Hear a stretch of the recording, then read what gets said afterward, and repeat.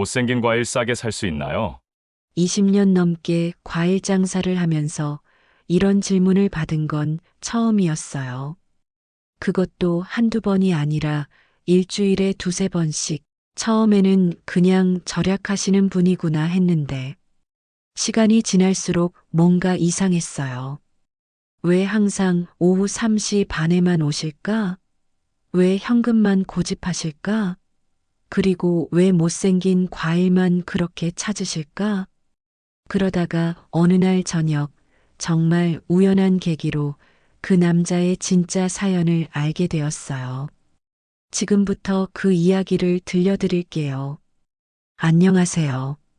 저는 과일 가게를 운영하고 있어요. 저는 이 자리에서 가게를 한지 벌써 20년이 됐어요. 처음에는 정말 힘들었죠. 새벽 4시에 도매시장 가는 것부터 시작해서 어떤 과일이 언제 싱싱한지, 손님들이 뭘 좋아하는지 하나하나 배워가면서 여기까지 왔어요. 이제는 웬만한 것들은 다 알죠. 계절마다 어떤 과일이 잘 나가는지, 비 오는 날엔 매출이 얼마나 떨어지는지, 명절 전엔 어떤 과일을 얼마나 준비해야 하는지, 그리고 무엇보다 단골 손님들을 다 알아요. 아침 7시면 어김없이 오시는 김할아버지. 혈압약 때문에 짠 거 못 드셔서 늘 단 과일만 찾으시죠. 점심시간에 회사에서 나와 사과 2개씩 사가는 박 과장님. 딸 둘이 사과를 좋아한다고 하시더라고요. 저녁 때 오시는 최 아주머니는 꼭 흠집 있는 거 없냐고 물어보세요. 깎아달라고는 안 하시지만 예쁜 것만 골라주면 좋아하시거든요. 20년 동안 이런 분들과 정을 쌓아가면서 살았어요. 가끔 힘들 때도 있었지만 이분들이 사장님, 오늘도 수고하세요 한마디씩 해주시면 다시 힘이 났어요. 제가 이 일을 오래 하다 보니까 눈썰미가 생겼어요. 어떤 손님이 뭘 원하는지, 누가 급한지, 누가 가격에 민감한지 대충 보면 다 알겠더라고요. 그래서 미리미리 이거 어때요? 오늘 이것도 싱싱해요. 이런 식으로 추천도 해드리고 단골분들 취향에 맞춰서 좋은 것들 따로 빼둬놓기도 하고요. 겨울에는 귤, 사과가 주력이고 봄에는 딸기, 여름에는 수박, 복숭아, 가을에는 배, 감. 계절마다 주인공이 바뀌지만 저는 늘 여기 있었어요. 비가 와도 눈이 와도 더워도 추워도 하루도 빠짐없이 이 자리를 지켰죠. 그러다 보니까 이 동네 사람들 사정도 다 알게 됐어요. 누구네 아들이 결혼했다. 누구네 딸이 취직했다. 누구네 할아버지가 편찮으시다. 이런 이야기들을 자연스럽게 듣게 되더라고요. 한 번은 단골 아주머니가 사장님, 우리 동네 뉴스는 다 여기서 들어야겠어요 하시는 바람에 웃었던 적도 있어요. 정말 그런 것 같기도 하고요. 그런데 2년 전 가을이었어요. 벌써 20년 가까이 장사를 해오면서 별의별 손님들을 다 봤다고 생각했는데 정말 특이한 손님이 나타났거든요. 40대 중반쯤 되어 보이는 남자분이었는데 처음에는 그냥 지나가던 분인 줄 알았어요. 제 가게 앞을 몇 번 왔다 갔다 하시더니 조심스럽게 다가오시더라고요. 그분이 처음 하신 말이 지금도 기억에 선명해요. 할머니 혹시 못생긴 과일도 파세요? 20년 장사하면서 이런 질문은 처음이었어요. 보통은 얼마예요? 이거 싱싱해요? 좀 깎아주세요. 이런 말들이잖아요. 그런데 못생긴 과일도 파느냐니. 정말 당황스러웠어요. 그때만 해도 그분이 제 가게, 아니, 제 인생의 특별한 이야기가 될 줄은 꿈에도 몰랐죠. 못생긴 과일도 파세요? 정말 이상한 질문이었어요. 못생긴 과일이요? 그게 무슨, 아, 그러니까 흠집 있거나 모양이 좀 이상한 것들 말이에요. 그런 것도 파시나요? 그래서 제가 당연히 팔죠. 그런데 왜요? 하고 물어봤더니 그분이 조심스럽게 말씀하시더라고요. 그런 거라면 좀 싸게 안 될까요? 아, 그러니까 할인 받으려는 거구나 싶었어요. 20년 장사하면서 그런 분들 정말 많이 봤거든요. 그럼 한번 보세요. 이런 것들이요. 그날은 사과 중에 흠집 난 것 몇 개를 보여드렸어요. 맛은 똑같은데 겉모양만 좀 안 예쁜 것들이죠. 그분이 신중하게 보시더니 이거 얼마예요? 원래는 개당 2,000원인데 1,500원에 드릴게요. 감사합니다.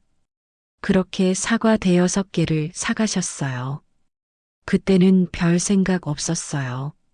아, 알뜰한 분이시네 정도로만 생각했죠. 그런데 며칠 뒤에 또 오신 거예요. 이번에도 똑같은 질문이었어요. 할머니, 혹시 못생긴 과일 없나요? 아, 또 오셨네요. 오늘은 배 중에 그런 게 있어요. 이번에도 흠집 있는 배 몇 개를 싸게 사가셨어요. 그리고 며칠 뒤에 또, 그 다음 주에 또, 한 달쯤 지나니까 패턴이 보이더라고요. 일주일에 두세 번은 꼭 오시는데 항상 오후 3시쯤이었어요. 그리고 항상 같은 질문이에요. 할머니, 못생긴 과일 없나요? 처음에는 단순히 절약하시는 분이구나 했는데 자꾸 보니까 좀 이상한 점들이 있었어요. 첫 번째, 시간이 너무 정확했어요. 거의 오후 3시에서 3시 반 사이에만 오시는 거예요. 왜 하필 그 시간일까 싶었죠. 두 번째, 말씀을 별로 안 하세요. 다른 단골분들은 이런저런 이야기를 나누는데 이분은 정말 필요한 말만 하고 가시더라고요. 안녕하세요. 못생긴 과일 있나요? 감사합니다. 안녕히 계세요. 딱 이 정도예요. 세 번째, 현금만 고집하셨어요. 요즘은 카드나 페이로 계산하는 분들이 많은데 이분은 항상 현금이었어요. 그것도 정확히 준비해 오시더라고요. 네 번째, 주변을 자꾸 둘러보셨어요. 과일 고르면서도 가끔 뒤를 돌아보시고 다른 손님들 눈치를 보시는 것 같았어요. 한두 번이면 모르겠는데 이런 게 계속 반복되니까 궁금해지더라고요. 이분이 왜 저럴까? 두 달쯤 지났을 때 저도 모르게 그분에게 정이 들었어요. 자주 오시니까 얼굴도 익숙해지고 그분이 올 시간이 되면 오늘은 뭘 찾으실까? 하면서 미리 못생긴 과일들을 골라놓기도 했어요. 어느 날은 이런 일도 있었어요. 그분이 평소보다 조금 늦게 오셨는데 제가 오늘은 늦으셨네요 했더니 깜짝 놀라시면서 아, 제가 매일 같은 시간에 왔나요? 하시더라고요. 그래서 네, 거의 3시 반이면 오시더라고요 했더니 괜히 민망해 하시면서 죄송합니다 하시는 거예요. 왜 죄송하다고 하시는 걸까? 이상했어요. 그리고 또 한 번은 제가 사과가 많이 필요하시면 한 박스로 드릴까요? 그럼 더 싸게 해드릴 텐데요 했더니 급하게 아니에요. 아니에요. 이 정도면 충분해요 하시면서 손사래를 치시더라고요. 뭔가 사정이 있으신 것 같은데. 제가 물어볼 수도 없고 그분도 말씀하실 것 같지 않고 그래서 그냥 묻지 않기로 했어요. 하지만 마음 한편으로는 안쓰러웠어요. 다른 손님들은 예쁜 과일 골라달라고 하는데 이분은 항상 못생긴 것만 찾으시니까요. 그래서 조금씩 더 깎아드리기 시작했어요. 원래 500원 깎아드리던 걸 700원, 800원, 때로는 1000원까지도요. 할머니, 너무 깎아주시는 거 아니에요? 괜찮아요. 어차피 안 팔릴 것들이에요. 사실 안 팔릴 것들이 아니었어요. 흠집 있어도 맛은 똑같으니까 다른 분들도 충분히 사가실 텐데. 그냥 그분이 안쓰러워서 그랬던 것 같아요. 그렇게 6개월 정도 지났을 때 저는 그분을 완전히 단골로 생각하고 있었어요. 오후 3시 반쯤 되면 자연스럽게 곧 오시겠네 하면서 못생긴 과일들을 따로 준비해 두고 있었거든요. 하지만 여전히 궁금했어요. 왜 항상 같은 시간에 오실까? 왜 못생긴 과일만 찾으실까? 그리고 왜 그렇게 말씀을 아끼실까? 그런데 그 모든 궁금증이 풀리는 날이 왔어요. 정말 우연한 계기로 말이에요. 그날도 평소처럼 그분이 오후 3시 반에 오셨어요. 할머니, 오늘은 못생긴 사과 있나요? 네, 여기 있어요. 오늘 것들은 정말 맛있어요. 그분이 흠집난 사과 5개를 고르시면서 얼마예요? 물으시더라고요. 원래는 10,000원인데 7,000원만 주세요. 감사합니다. 항상 감사해요. 할머니, 그날따라 항상 감사하다는 말씀을 덧붙이시더라고요. 평소보다 말씀이 많으셨어요. 그분이 가신 후에도 왠지 마음이 따뜻했어요. 그런데 그날 저녁 정말 우연한 일이 일어났어요.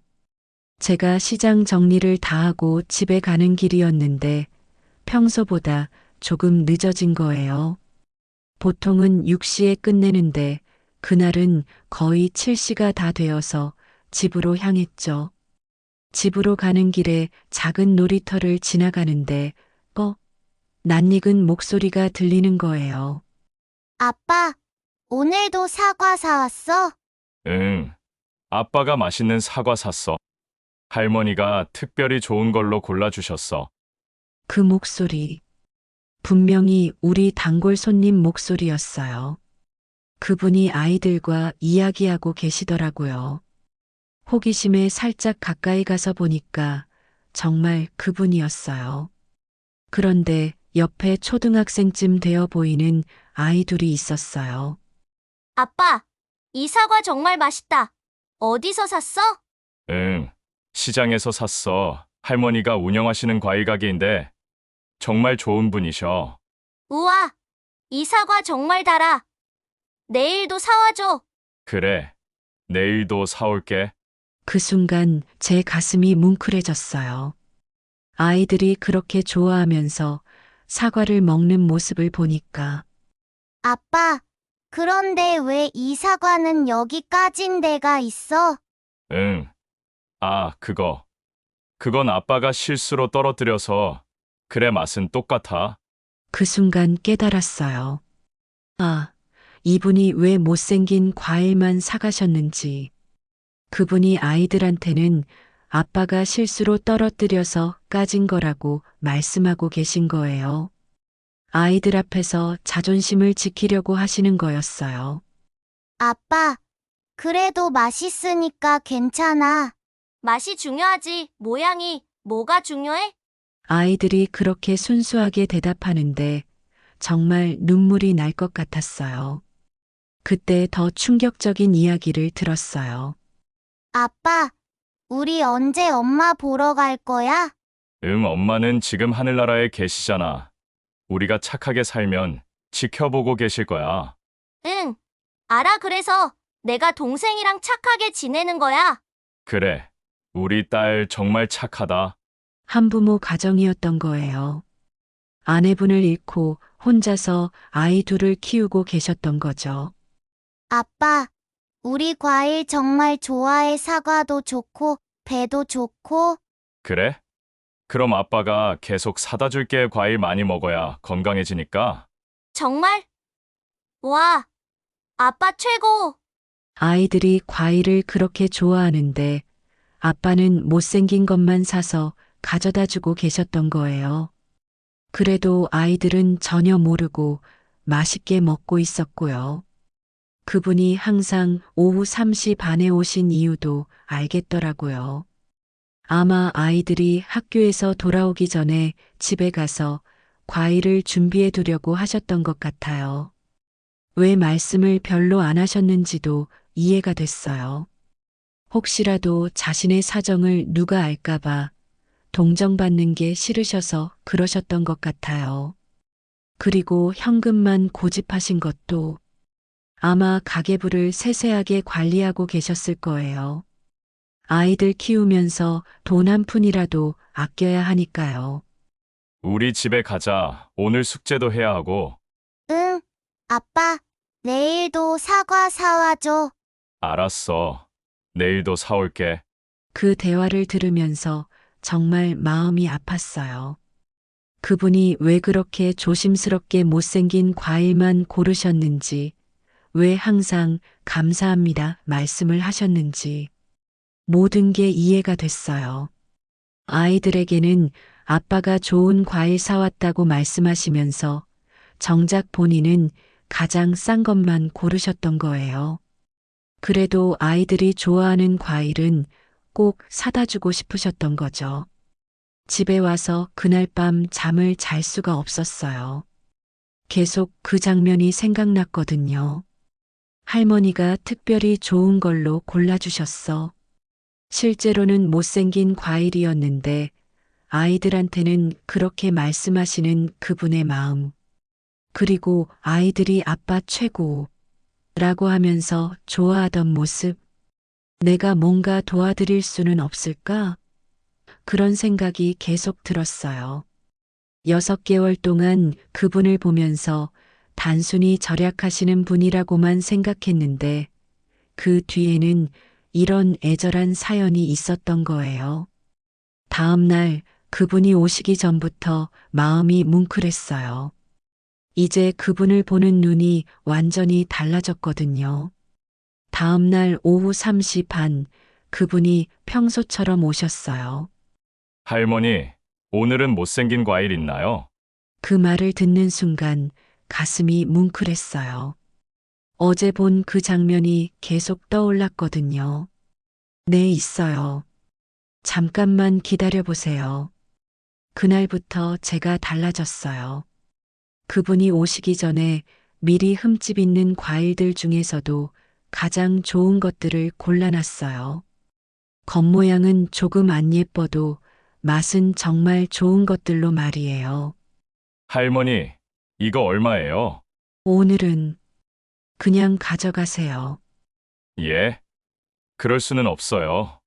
괜찮아요. 어차피 안 팔릴 것들이에요. 맛있게 드세요. 그분이 당황해 하시면서 정말 안 됩니다. 하셨지만 저는 고집을 부렸어요. 가끔은 이런 것도 있어야죠. 자주 와주셔서 고마운 마음에요.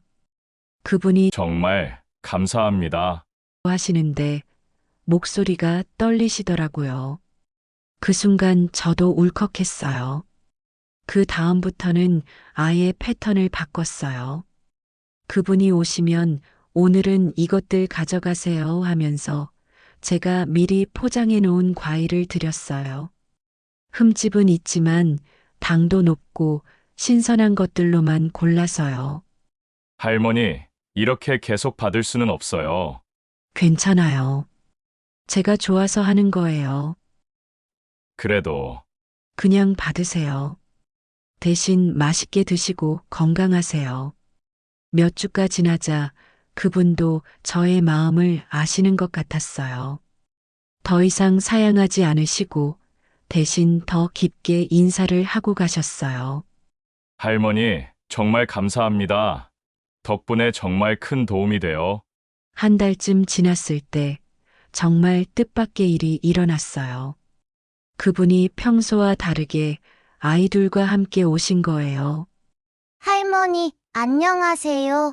작은 아이가 밝게 인사를 하더라고요. 어머, 이 아이들이. 네, 제 아이들이에요. 항상 할머니 이야기를 해줬더니 한번 보고 싶다고 해서요. 할머니, 우리 아빠가 할머니 과일이 제일 맛있다고 했어요. 그 순간 정말 눈물이 날 뻔했어요. 아이들이 그렇게 순수하게 말하는데, 그래. 그럼 오늘은 할머니가 특별히 맛있는 걸로 골라줄게. 와, 정말요? 그날 저는 가장 예쁘고 맛있는 사과와 배를 골라서 예쁜 봉지에 담아줬어요. 물론 공짜로요. 할머니, 이렇게 좋은 걸 어떻게? 괜찮아요. 이 아이들이 너무 예뻐서요. 집에 가면서 아이들이 할머니 진짜 좋은 분이다. 과일도 정말 맛있겠다. 하면서 좋아하는 모습을 보니까 정말 뿌듯했어요. 그 후로 한 달에 한두 번은 아이들과 함께 오셨어요. 아이들이 올 때마다 저는 가장 좋은 과일들을 준비해뒀다가 드렸어요. 할머니, 우리 아빠 혼자 아이 둘 키우느라 정말 힘드셔요. 어느 날 큰 아이가 그런 말을 하더라고요. 하지만 우리한테는 항상 좋은 것만 해주세요. 할머니처럼요. 그 말을 듣는 순간 제가 하고 있는 일이 얼마나 의미 있는 건지 깨달았어요. 이제는 그분이 혼자 오셔도 자연스럽게 좋은 과일들을 챙겨드려요. 더 이상 못생긴 과일 있나요? 물어보지도 않으시고요. 할머니, 오늘도 감사해요. 모료 맛있게 드세요. 6개월 전만 해도 그분을 단순히 절약하는 손님 정도로만 생각했는데 이제는 정말 소중한 분이에요. 어느 날 그분이 이런 말씀을 하시더라고요. 할머니, 저 처음에는 정말 부끄러웠어요. 못생긴 과일만 사러 오는 게. 아니에요. 전혀 부끄러울 일이 아니에요. 하지만 할머니 덕분에 아이들이 정말 좋아해요. 과일 먹는 걸 이렇게 좋아하는 줄 몰랐어요. 그럼 잘 됐네요. 아이들이 건강하게 자라는 게 가장 중요한 거죠. 그날 그분이 가시면서 이런 말씀을 하셨어요. 할머니가 아니었다면 정말 어떻게 했을지 모르겠어요. 20년 넘게 과일 장사를 해오면서 이런 감동을 받은 적은 처음이었어요. 단순히 과일을 사고 파는 것을 넘어서 누군가의 삶에 작은 도움이 될 수 있다는 것. 그게 이렇게 큰 기쁨을 줄 줄은 몰랐어요. 지금도 그분 가족은 일주일에 2~3번씩 오세요. 아이들이 할머니 하면서 달려올 때마다 정말 행복해요. 그리고 깨달았어요. 진짜 나눔이라는 건 거창한 게 아니구나. 그냥 내가 할 수 있는 작은 일로 누군가를 도와주는 것. 그게 진짜 나눔이었던 거예요. 못생긴 과일 하나에서 시작된 이야기였는데, 이제는 제 인생에서 가장 소중한 이야기가 되었어요. 앞으로도 그분 가족이 건강하고 행복하게 지내셨으면 좋겠어요. 그리고 저도 계속 이런 마음으로 장사를 해나가려고 해요. 작은 과일 가게에서 만난 특별한 인연. 정말 감사한 일이에요. 못생긴 과일 있나요? 라는 질문에서 시작된 이야기였는데 지금 생각해보니 정말 소중한 만남이었던 것 같아요.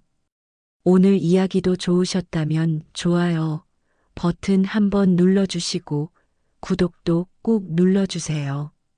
여러분의 작은 관심이 더 많은 이야기를 만들어가는 힘이 됩니다.